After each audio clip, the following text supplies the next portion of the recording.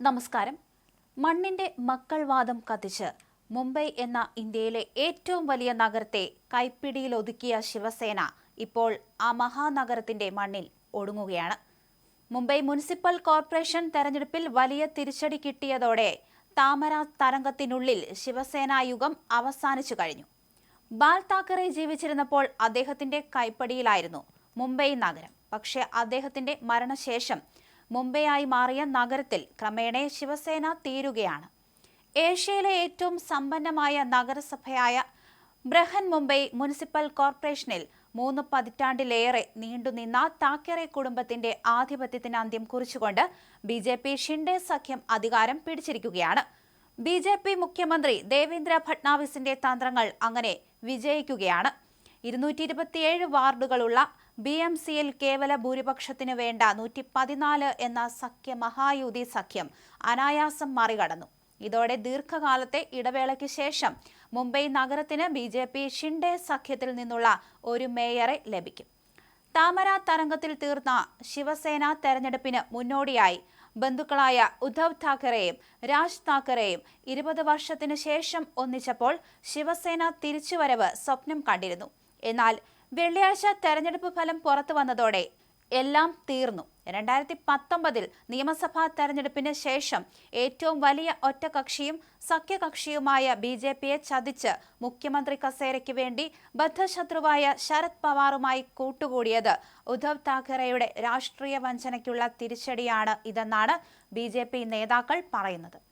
2024 മഹാരാഷ്ട്ര നിയമസഭാ തെരഞ്ഞെടുപ്പിൽ മഹാവികാസ് അഘാഡി തകർന്നടിഞ്ഞ ശേഷം അർദ്ധ സഹോദരനായ രാജ് താക്കറെയെ കൂട്ടുപിടിച്ച് മറാത്ത വികാരമുണർത്തി മഹാരാഷ്ട്രയിലെ മുനിസിപ്പൽ കോർപ്പറേഷനുകൾ പിടിക്കാമെന്ന നീക്കവും ഇതോടെ തകർന്നടിഞ്ഞു. അങ്ങനെ ശിവസേനയുടെ അടിത്തറ ഇളകിയിരിക്കുകയാണ്. 75,000 കോടി രൂപ വാർഷിക വരുമാനമുള്ള ഏഷ്യയിലെ ഏറ്റവും സമ്പന്നമായ കോർപ്പറേഷനുകളിൽ ഒന്നാണ് മുംബൈ. 15 വർഷമായി അവിടെ അധികാരത്തിലിരുന്ന ഉദ്ധവ് താക്കറെയുടെ സേനയാണ് ഇപ്പോൾ തോറ്റമ്പുന്നത്. ഉദ്ധവ് താക്കറെ ശിവസേനയും രാജ് താക്കറെ മഹാനവനിർമ്മാൺ സേനയും ചേർന്നുള്ള കൂട്ടുകെട്ടിന് ആകെ ലഭിച്ചത് 75 സീറ്റുകളാണ്.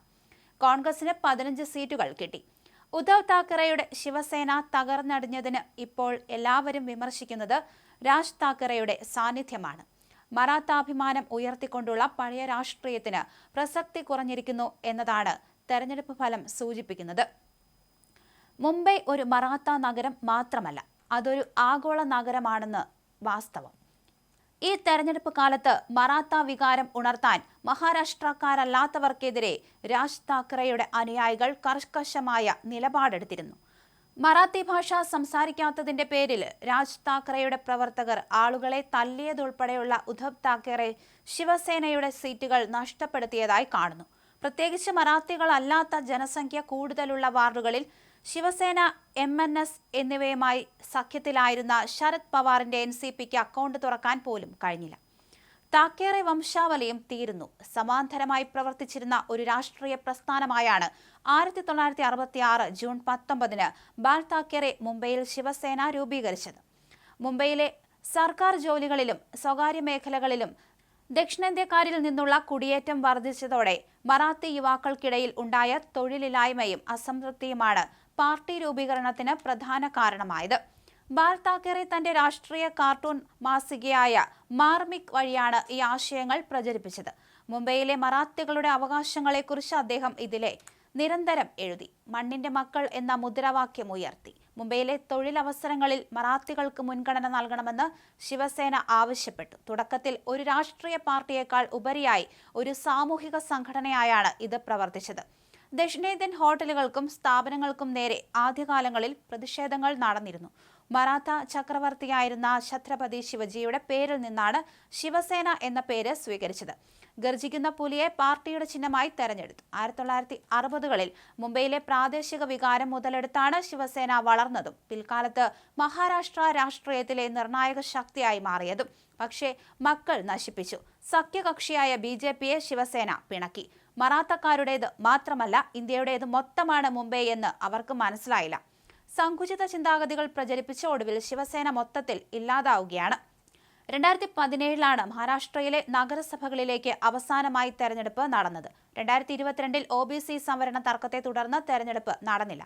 തുടർന്ന് കമ്മീഷണർ ഭരണത്തിലായിരുന്നു നഗരസഭകൾ. സുപ്രീം കോടതിയുടെ ഇടപെടലിനെ തുടർന്നാണ് ഇപ്പോൾ തെരഞ്ഞെടുപ്പ് നടന്നത്.